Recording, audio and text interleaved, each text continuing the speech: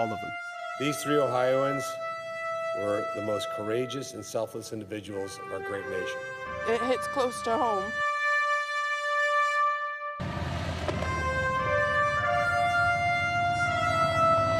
He lit up every room that he came into. He lived life with purpose. They knew Tyler. They talked about Tyler. They loved him on that Air Force base. He did not meet a stranger. It's a very difficult environment that they're operating in. And yet, they raised their hand and said, I want to do it. They were lined up out on the porch. And I was like,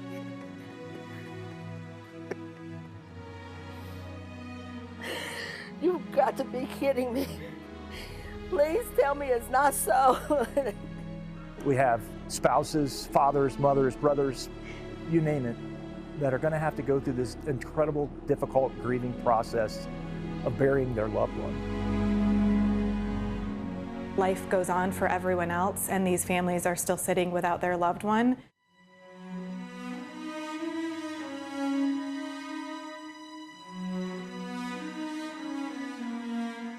Oh man, my heart is for the families right now. Flag-draped caskets, we honored them. We grieved with their families. They fought for our country and their brothers, and I'll do anything for them.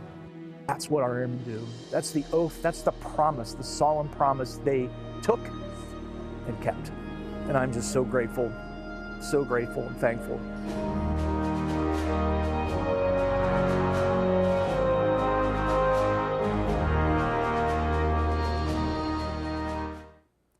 Captain Seth Koval, Captain Curtis Angst, and Master Sergeant Tyler Simmons. 3 U.S. airmen who gave their lives in support of Operation Epic Fury, returning home to Ohio for the final time. Thank you for joining us for this Heroes Homecoming, a final salute. All 3 men were members of the Ohio Air National Guard and part of the 121st Air Refueling Wing at Rickenbacker Air National Guard Base. They were 3 of 6 U.S. service members killed in a refueler crash in Iraq on March 12th. Major John Klinner of Alabama, Major Ariana Savino of Washington State, and Master Sergeant Ashley Pruitt of Kentucky. Those 3 airmen were members of the 99th Air Refueling Squadron at MacDill Air Force Base in Florida. The 3 fallen Ohio airmen returned to Columbus on a KC-135, the same type of plane they were flying when they were killed in the crash. This is video of their dignified arrival to Rickenbacker. You see the missing man formation in the sky. The 2 F-16 fighter planes pull away, leaving an empty space to represent the airmen's separation. The refueling tanker then landed at Rickenbacker. And waiting just outside Rickenbacker were hundreds of members of law enforcement, the Patriot Guard, Legion Riders, waiting to escort the fallen airmen home.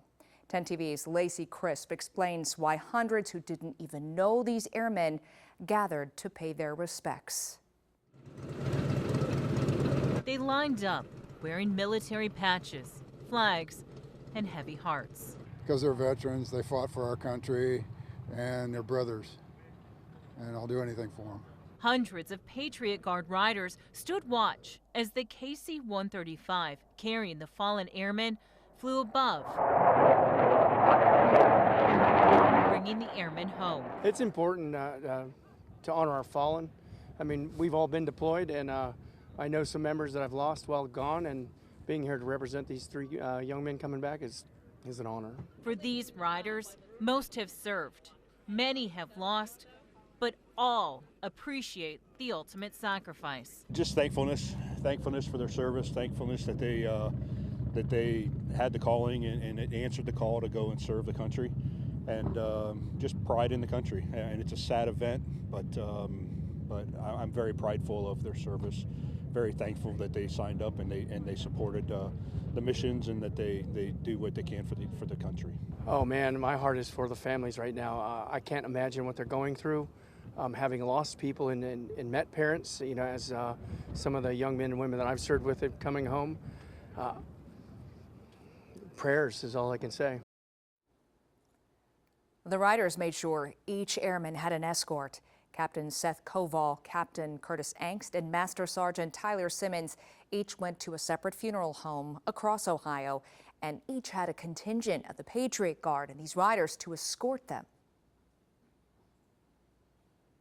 It was an incredible sight that day. The airmen returned to Ohio on a Sunday. Families took time out of their weekends to welcome them home. Again, many we spoke to say they had never met the airmen, but they felt it was important for them and their children to pay their respects for those who gave their lives in service to our country. 10 TV's Kevin Landers reports. The day began with the missing man formation. 2 F-16 fighter planes pull away from a KC-135 refueling tanker, leaving an empty space, a space to represent the departed veteran's separation from family, friends, and squadron. For those who took time out of their Sunday to stand along the procession route and pay their respects for Captain Seth Koval, Captain Curtis Angst, and Master Sergeant Tyler Simmons, this military farewell was an emotional moment for many. It's hard. This could be somebody that I knew, and it hits close to home. I have never done anything like this in my life, and that's why me and my daughter and little Twinkie, her dog, had to be here today just to honor these 6 soldiers, but the 3 that's here, that flew in earlier, just to honor them. Yeah. Yes, for their sacrifice. And instead of taking him to an Easter egg hunt, I thought when he got older he'd appreciate this more. While a dignified arrival is rare, those who stood on the sidewalks here with their flags in hand will never forget this day. Reporting from the Rickenbacker Air National Guard Base, Kevin Landers, 10 TV News. Just a few miles south of Rickenbacker, people gathered in Asheville, where Captain Seth Koval arrived at a funeral home. 10 TV's Catherine Simmons spoke to families honoring this hero. Whenever there's a loss such as this, it just sends ripples through the community and through the military families of Ohio that support Ohio as he did. It was a solemn scene as the procession for Captain Seth Koval drove by. Just trying to give my support and salute him and his family as they go by and, pay your respects. Many who gathered to honor the fallen airman never knew him personally. I think it's just important, one as a veteran and one with young kids, showing them the importance of service and paying your respects for those that make the ultimate sacrifice and put themselves in harm's way for the betterment of the rest of us. But stood by with flags honoring his service and sacrifice. Even a small gesture that certainly doesn't, make the family whole, but at least it's a small gesture to show that we appreciate him and all the others that are serving us right now. Obviously cannot replace Captain Koval or the other airmen, but their legacies will live on. Their service, their meritorious service will just be, I think it'll make an impact for years to come with what they were able to do before their untimely passing. In Asheville, Catherine Simon, 10 TV News.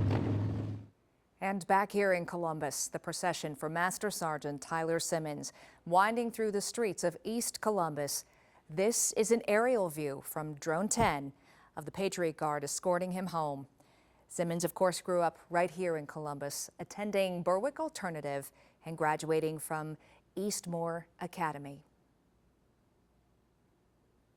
Taking time to wind through those streets in a beautiful way to honor his service.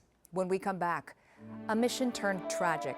What happened in the skies over Iraq and the questions still remaining that investigators continue to work on.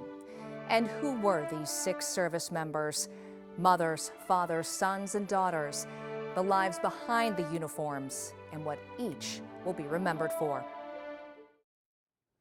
As we honor the lives of these 6 airmen, we want to explain how this mission turned tragic. War is hell.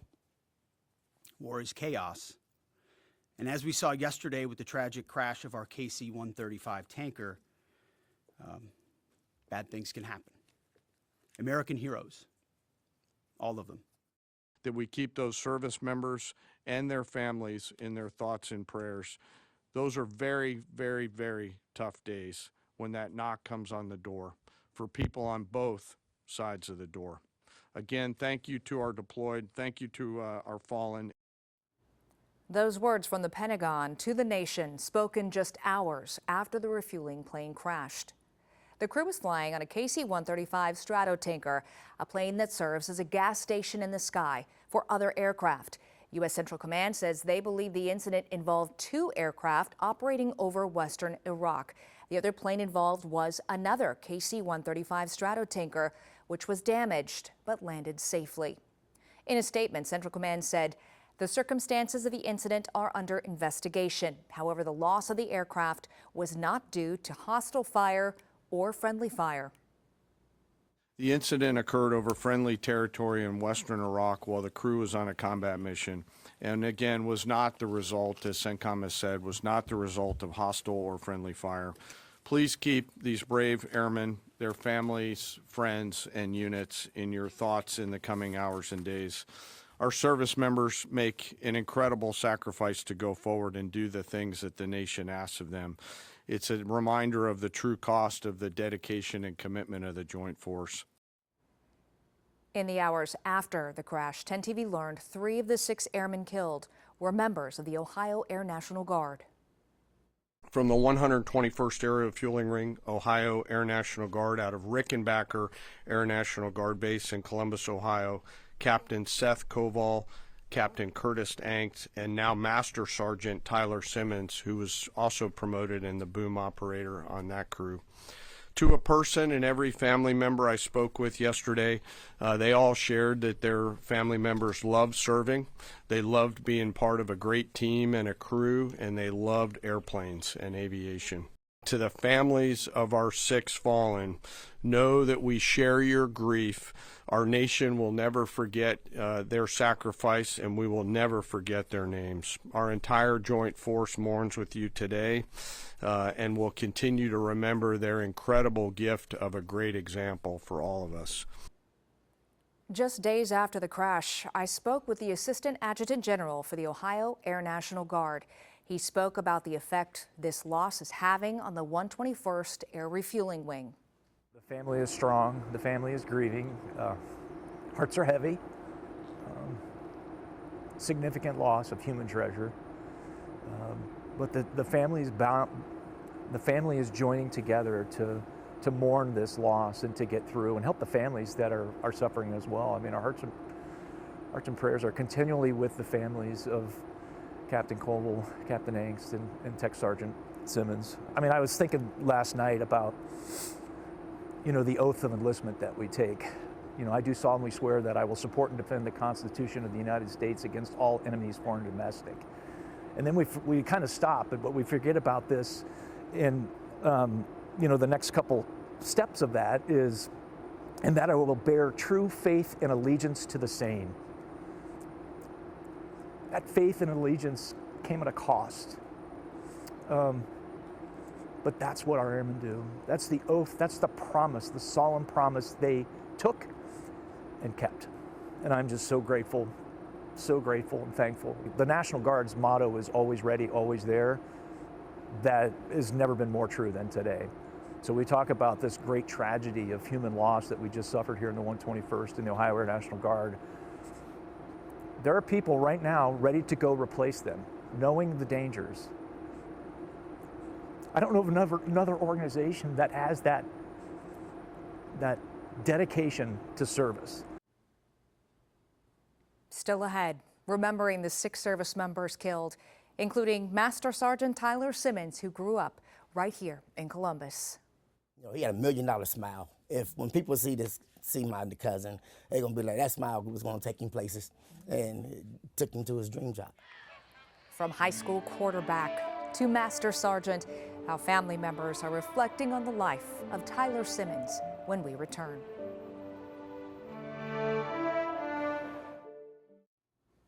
Welcome back to Heroes Homecoming, the final salute.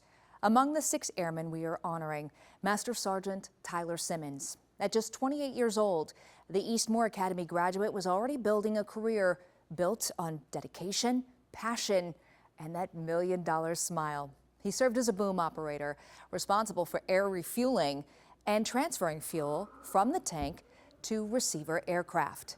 Outside of the Air Force, he loved roller skating, the Bengals, and Spider-Man. 10 TV's Yolanda Harris sat down with Tyler's family, including his mother, who remembers not just her only child's service, but the life behind it.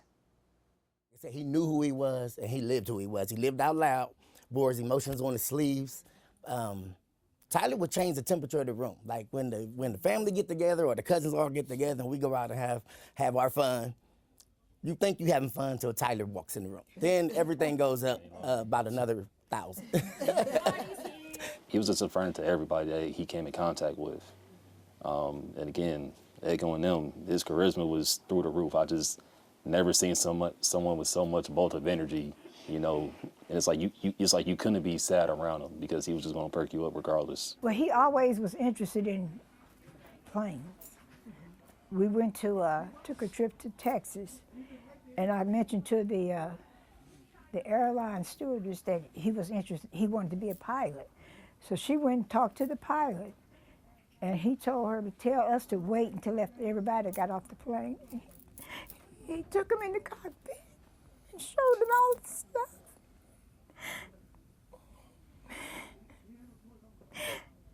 He was about, what, 11, 12 years old. He was just really young, but he loved planes, loved airplanes.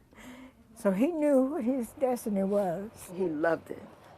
He loved it. I mean, once he put that flight suit on, they're a little arrogant anyway. Oh, he looked great in it.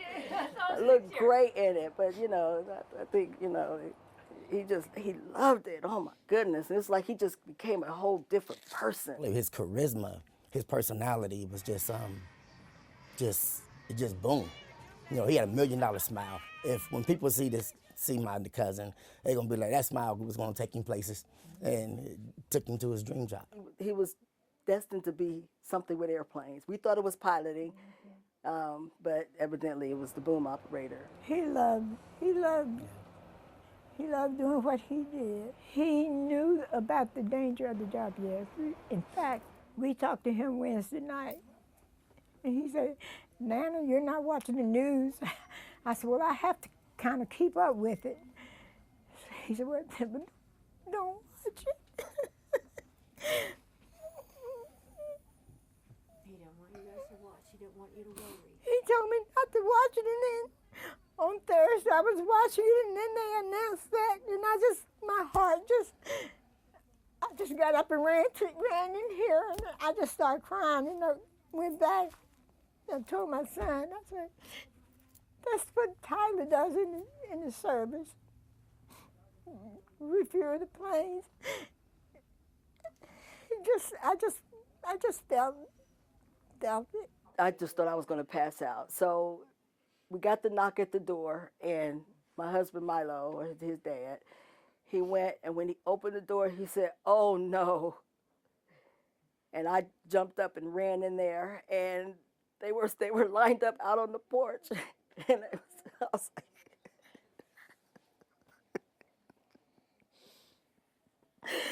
you've got to be kidding me. Please tell me it's not so. And they started going through the process, and there was a chaplain there, and he prayed. And they read a proclamation, and at that time they didn't know the whereabouts of the plane or the people in the plane. They didn't have any of that information for us. And that was approximately about 10 o'clock last night. And so that was really it. And, it was just horrible. And they were dressed in their blues, and they knew Tyler. They talked about Tyler. They loved him on that Air Force base. He did not meet a stranger. They loved him. Yeah. He was that guy. I want to bring in Yolanda Harris now. Yolanda, at the end of that interview, as you spoke with the family, Tyler's mom told you he wanted to be promoted to Master Sergeant, and then just a few days after the crash, a few days after this interview, he was posthumously promoted. What do you think that means to his family? It means a lot. They were very proud of that because that was Tyler's plan. He wanted to become a Master Sergeant. After he did that, he actually wanted to be an instructor and teach other people how to work the boom. But one thing that's very interesting right now is that his family wants people to know that Tyler wasn't given that. He earned it. Before he went on this mission, he actually had all the qualifications that he needed to become a master sergeant, and that was something that was going to happen when he got back. So wow. they still honored him with that, but his family wants you to know that he earned it. That's important to note. And the family also told you that Tyler didn't really have any intention of becoming a boom operator, which you can see the joy he had in it. The bosses saw something special in him. What did they share with you about that? Well, they said that he worked security. He was on the security force, working the gate, and he was just always this constant. The smile was there, the welcome. He made people feel, welcome and comfortable when they came in, and there was just a light that shined out, from him that he exuded, and they saw that. They saw his leadership potential. They saw, what he could be, and they said, hey, we need someone on the boom, and he said, what's that? I don't even know what that is. I'm not qualified to do that. They actually waited for him to get those qualifications. They kept that spot open for him, and he said it was the best decision he ever made. He was so excited, and he loved it. We can all see that light. And it's been really beautiful the way the family has shared with us so much about Tyler. What did you learn about Tyler, what he loved about life? Well, he's always loved planes. They said from the age of 11, he always thought he would be a pilot or a professional football player. So he played football in high school. He loved that, and he loved to roller skate. He was always at the skating rink. They would do that on Sunday nights. So he loved to do that, and he loved to be a leader and a mentor. He went to schools on career days, and he went with the recruiting officers to share his experience, to try and recruit, give young people someone to see. When you see someone like you, and it was good for, young guys, you see someone like you doing what you could do, it just opens up those opportioning to learn. You can see it, you can be it. Absolutely. And the family plans to continue that in his honor. Yeah, he was really, mentoring was important to him and doing for others. You can't say that enough. I just hear it so much, how he always helped others, always there to help. So what they're going to do, they have a GoFundMe that was set up, and they're going to use the money that they collect in that GoFundMe to provide scholarships for students, especially maybe Eastmore Academy students. So, if anyone's interested in aviation or a similar field. So that's something they're going to do. So they're hoping to raise money with that and continue. That would be one of the things that continues his legacy. Continuing the legacy. Yolanda, thank you. All right, thanks. Just 3 days after the crash, Tyler's family and friends gathered at Skate Zone 71, one of Tyler's favorite places. His loved ones remembered and honored Tyler with a balloon release and skated in his memory. That day, his father remembered his son's infectious energy. Tyler was an amazing son, full of life, full of agility. It's an honor to have been his father. Met no strangers. He lit up every room that he came into. He lived life with purpose. It's just made us proud. He was a family man, loved all his family, his cousins, friends. And literally walked into a dark room and would illuminate it. Simmons grew up in Columbus, attending Berwick Alternative Elementary School and Eastmore Academy High School. Former educators we spoke to said Tyler had his signature charismatic energy even as a child.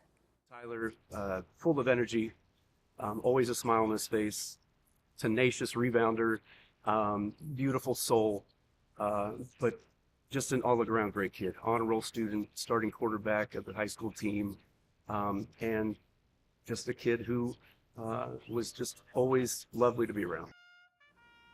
Family, friends, and former teachers honored Simmons by lowering the flag at Berwick Alternative. And at one South Columbus restaurant, Tyler Simmons was a friendly, familiar face.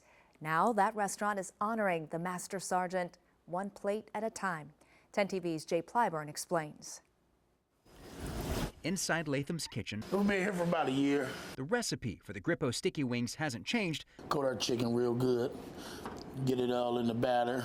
But the meaning and the name has. This is what Tyler liked right here. You can taste the seasoning in every bite. These are now called Tyler's Grippo Stickies, recently renamed after Tyler Simmons, the 28-year-old Columbus airman killed in Iraq. He loved it. Every time he come in, get a 10-piece, well done. Sean Latham is the owner of Latham's Kitchen at LV Lounge and Grill, and he says it didn't take long for Tyler to leave a lasting impression. We really only known him for not even 6-7 months. Cool, I'm talking about down to earth, well respectful, like, he was everything, man, I'm telling you. smile, and he was so young. But like I said, he just full of energy. Like never a dull moment when he came in here. Everybody like felt him when he came in. He's just nice. You know, you don't get too many people like that.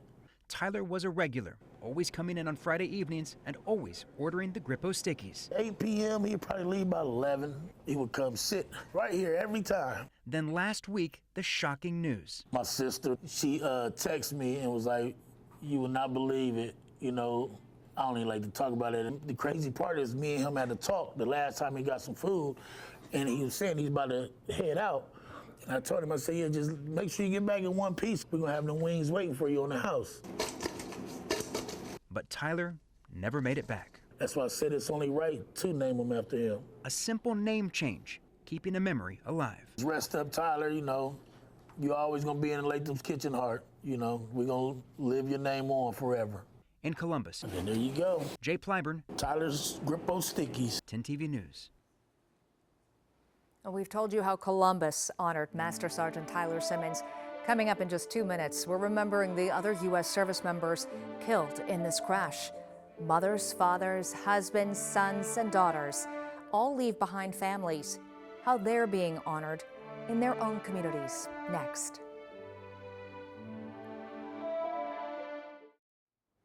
Welcome back to this special Heroes Homecoming, a final salute. 6 airmen were killed in the refueling crash, and we're taking a closer look now at who they were and the families they leave behind. Captain Seth Koval, KC-135 Stratotanker instructor pilot, responsible for training pilots in worldwide air refueling, aeromedical, cargo, and passenger operations.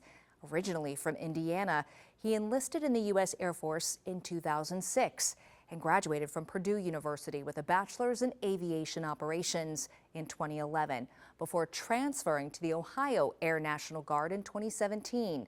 The U.S. Air Force says he flew 443 combat hours and more than 2,000 hours total. The 121st Air Refueling Wing described him as an avid outdoorsman, saying he loved camping and skiing. In a tribute on social media, they said, quote, "While we knew him as one of our best and brightest young KC-135 instructor pilots, his skills extended far beyond the cockpit. He was a machinist, a master carpenter, and a fearless dirt bike rider," end quote. He leaves behind a wife and son. Seth's wife said he was exceptional in everything he did, writing, quote, "He always put others before himself until the very end. I will see him in the smile of our son and carry him with me in every moment," end quote. Captain Curtis Angst served as a KC-135 pilot responsible for flying worldwide refueling, aeromedical, cargo, and passenger operations. He graduated from Wilmington High School. The U.S. Air Force said he earned a bachelor's in aerospace engineering at the University of Cincinnati and initially enlisted in the Ohio Air National Guard in 2015. The 121st said he began as an airman in vehicle maintenance at the 123rd Air Control Squadron. The wing says his outstanding attitude and capabilities led to him being personally asked to serve as the executive officer for the 121st Mission Support Group. Curtis leaves behind a wife. In a statement, his family writes, in part, quote, "Those who knew Curtis remember his steady kindness and the joy he carried with him everywhere he went. He was always ready to help someone else before himself," end quote.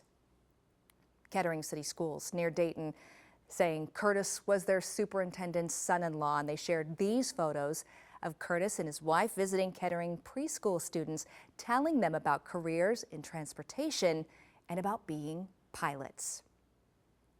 Major Ariana Savino was posthumously promoted from captain to major after her death. Originally from Washington State, Ariana was commissioned into the U.S. Air Force in 2017. Ariana was the chief of current operations pilot at the 99th Air Refueling Squadron in Alabama, responsible for the unit's $21 million flying hour program. MacDill Air Force Base says she was a daughter, sibling, and dog mom of 2. In a statement, the Air Force Base wrote in part, quote, "Ariana was a trailblazer who pursued every goal with unwavering determination. Ariana was known as a fervent role model with a ruthless commitment to the next generation," end quote.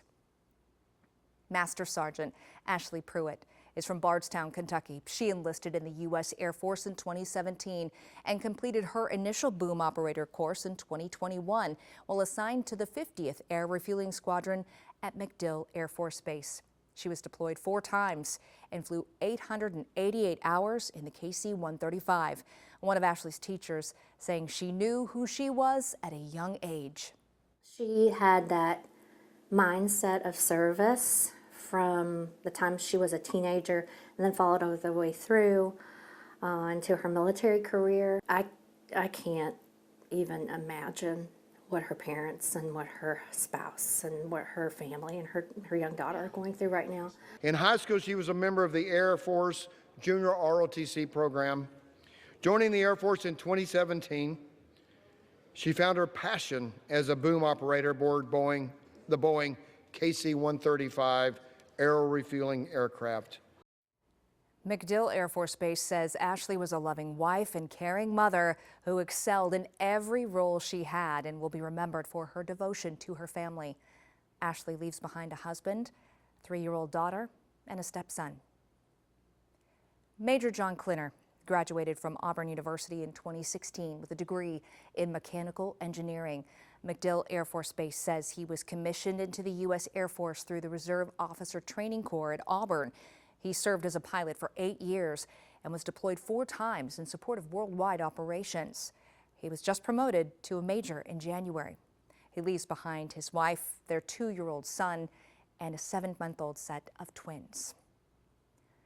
Still ahead, it's one of the most critical missions in military aviation, refueling aircraft in the sky. We're going to show you how it works and the delicate dance it requires between 2 airplanes.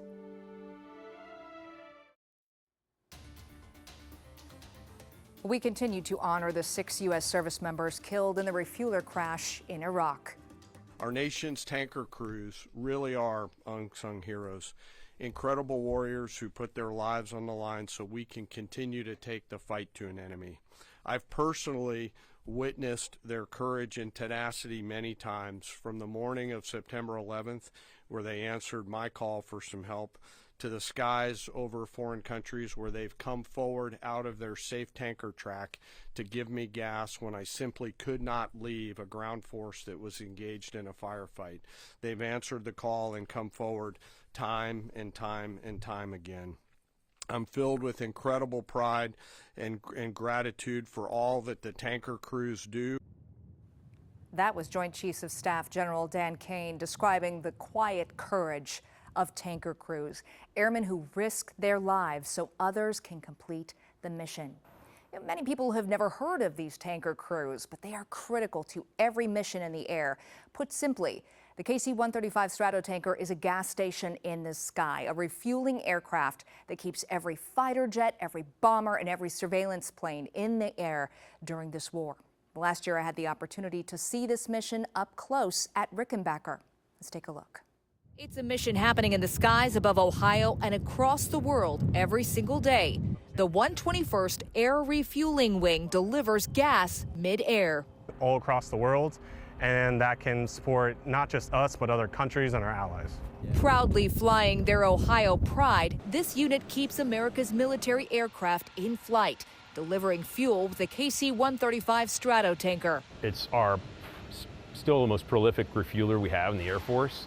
Measuring in pounds, not gallons, the Stratotanker carries 250,000 pounds of gas. It's a delicate dance that happens 20,000 feet up in the air, with the aircraft at times just 20 feet apart, extending the mission of the U.S. military. If we were going to have fighters moving across the Atlantic Ocean, we call it over the pond, they don't have the gas to get there on their own. So having us airborne with them gives them the ability to make it in one fell swoop, never having to stop for gas.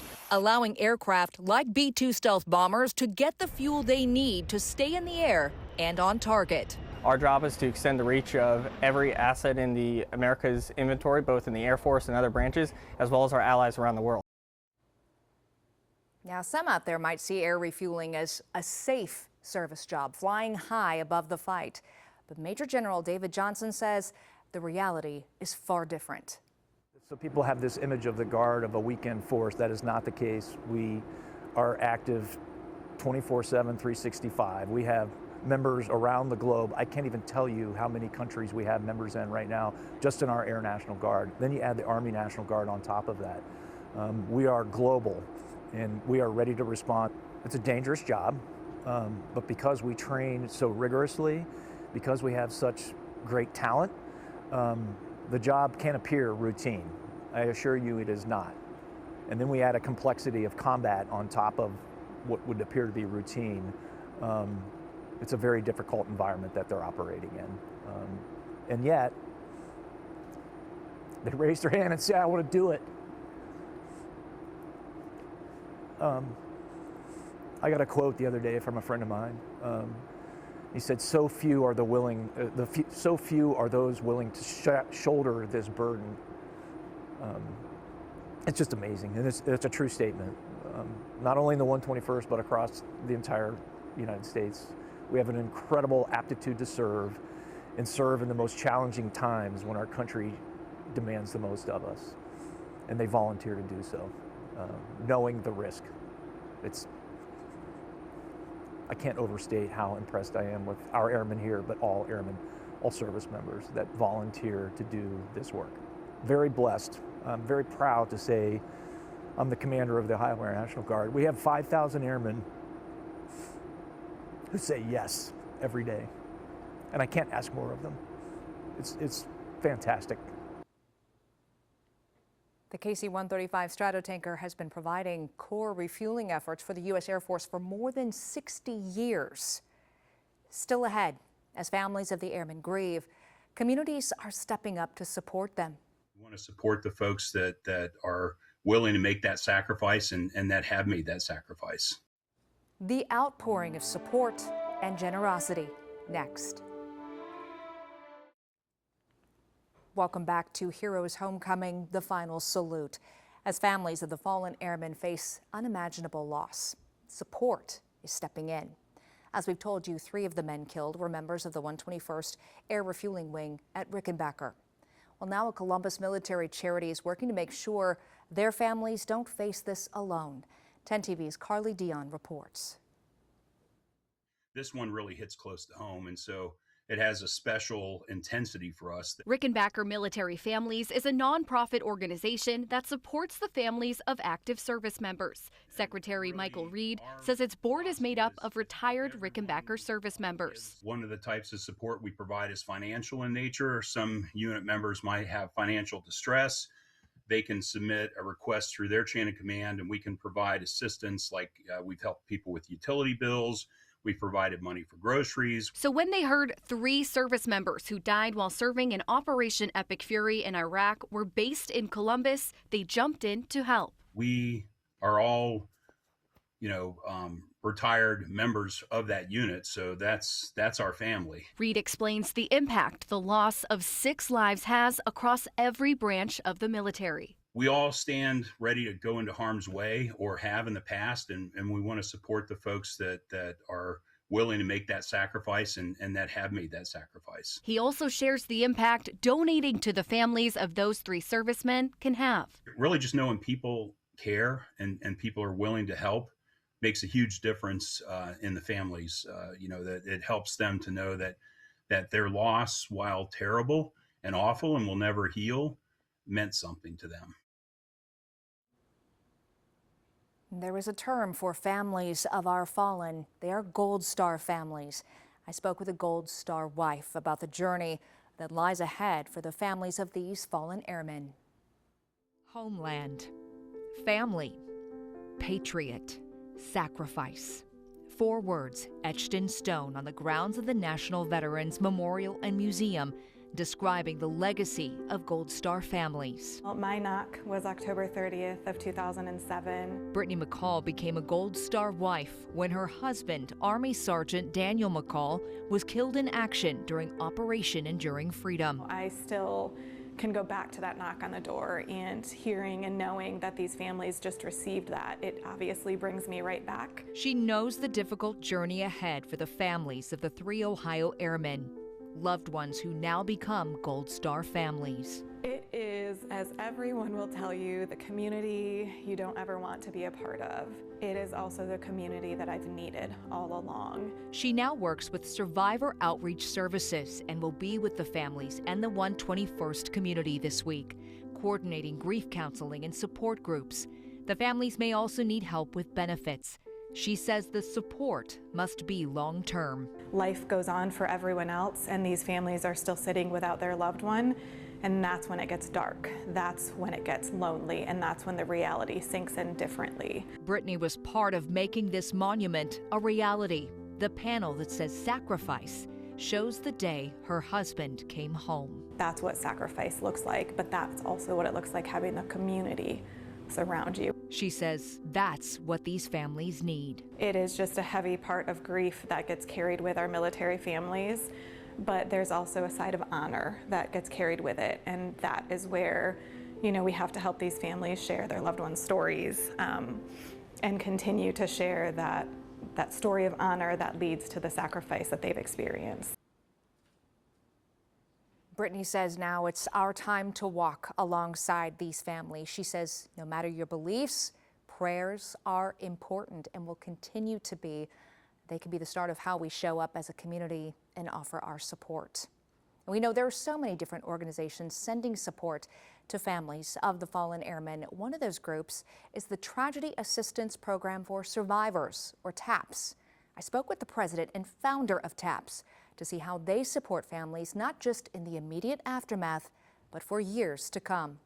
TAPS is America's family. Of all of us who have suffered the loss of a loved one serving in the armed forces, TAPS was founded now 32 years ago, following a National Guard tragedy, to step into a family's life and provide the resources and support that go right alongside what the military is able to offer.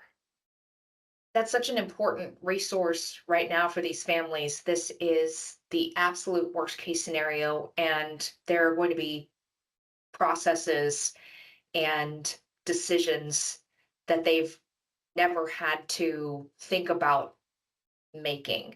How do you walk alongside these families for these decisions and the processes that they will face now? Yeah, Stacia, thank you. And, in these early days, TAPS has long-standing relationships with the National Guard, with all of the military branches. We come in quietly to offer that emotional support, but also additional resources. Anything the family needs that at this point the military can't provide, we're there. And we will be there for the families for the rest of their lives, providing that comfort, the care, the additional support, anything families might need. In your support of the families so far, how would you describe how they're doing here for our families here in Ohio? For all of us at TAPS, for these families, it is about honoring life and service. It's about recognizing that it's not about the moment or the manner of the death. It's about the years of the life, the service given to this country, that these 3 airmen stepped forward to serve. They were deployed, they were serving where the mission sent them, and now we as a nation grieve their passing. But also for the families, it's very private. This is a time to mourn the loss of a loved one, and that grief will continue forever. Both Ohio and national leaders are honoring and remembering the fallen airmen. On March 18th, leaders gathered at Dover Air Force Base in Delaware to attend the dignified transfer of all 6 service members. A dignified transfer is a solemn movement when the bodies of the service members return to U.S. soil for the first time. Their remains are transferred from an aircraft to an awaiting vehicle. Leaders in attendance included President Donald Trump, Secretary of Defense Pete Hegseth, U.S. Senators John Husted and Bernie Moreno, Ohio Governor Mike DeWine, and First Lady Fran DeWine. In our nation's capital, Ohio Senators John Husted and Bernie Moreno are making sure Captain Seth Koval, Captain Curtis Angst, and Master Sergeant Tyler Simmons are never forgotten. Both senators introduced a resolution to honor the airmen and spoke on the Senate floor. I come today to request a pause in the political discourse of this chamber for a moment of reflection. As those both in this chamber and across the nation know, last Thursday, March 12, 2026, an American KC-135 refueling aircraft went down in western Iraq. They served honorably, and with incredible sacrifice, they gave the ultimate to this nation. These three Ohioans were the most courageous and selfless individuals of our great nation. They were in the National Guard not for fame, not for fortune, but because they always felt ready to be called on to protect and defend our great nation. They answered that call that their unit was activated. They didn't hesitate, they didn't doubt, they didn't worry.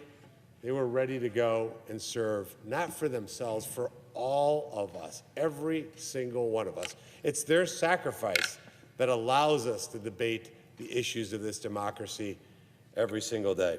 I would like to take a moment of the Senate's time this evening to honor three of Ohio's favorite sons, the airmen who were serving in the Ohio National Guard with the 121st Air Refueling Wing at Rickenbacker Air National Guard Base in Columbus.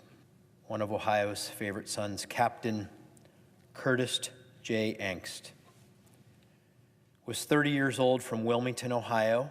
His family states that his commitment to his country was matched only by his devotion to his wife, Mary, and his passion for music, traveling, and the outdoors. His family stated that, quote, "Those who knew Curtis remember his steady kindness and the joy he carried with him everywhere he went."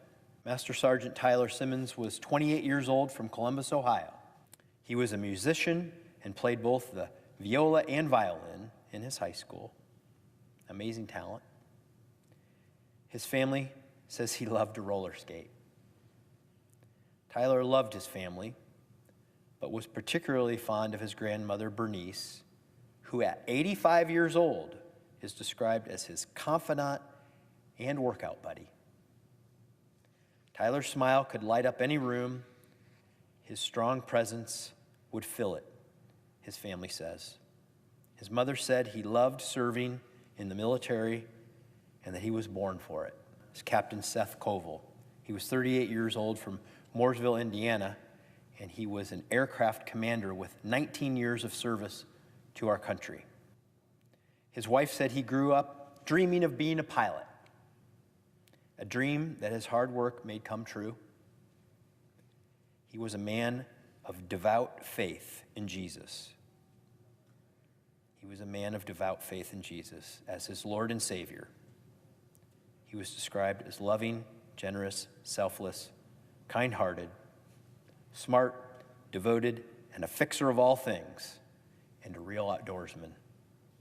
And thank God that we have soldiers like these three young men that were willing to answer the call of this country.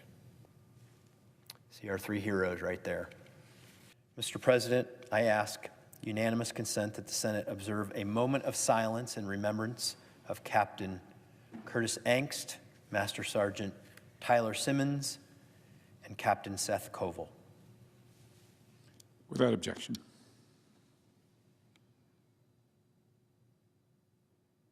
A moment of silence for some of Ohio's bravest. Still ahead, in the face of heartbreaking loss, they took a moment to grieve, then they got back to work. How the 121st Air Refueling Wing continues their mission with courage and strength.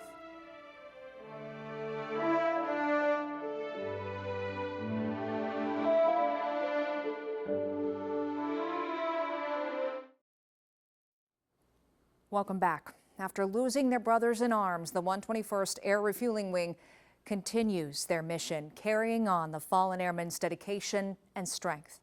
Just one day after the crash, the wing returned to the flight line, answering the call to serve.